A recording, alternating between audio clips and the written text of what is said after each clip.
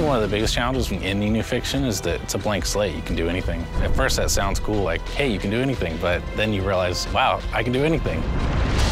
And you gotta give yourself rules, you gotta come up with something that makes sense, stuff has to be together, fiction has to not contradict itself. Suddenly you realize that that blank slate's a lot more work than it initially seems it'll be.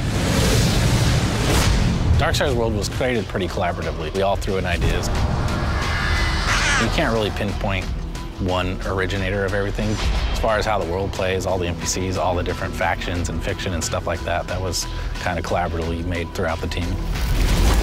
The story of Darksiders is pretty deep, and we haven't actually fully revealed why the apocalypse happened. In a nutshell, you learned that there are forces between heaven and hell that are vying for control of Earth and certain other resources that lie somewhere between the two realms.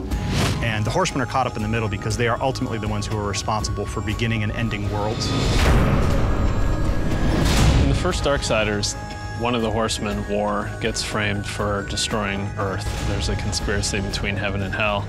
He sort of takes the blame, mankind's wiped out, and then he is stripped of his powers and imprisoned for 100 years. Then he's given a chance to come back and prove his innocence, and he's got to pretty much kill everyone involved. The first game ended in very epic fashion. It was one of the things that players really seemed like the most was that moment when War says, "No, not alone," and you see the broken seal and the comets coming in behind him. Darksiders 2 takes place pretty much in parallel to the first game.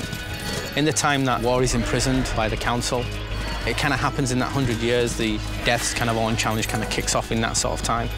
Because there's such a conspiracy and we don't know who all the players are, Death doesn't have any chance of proving his brother's innocence. He knows it'll just be covered up, so he just decides to undo the crime.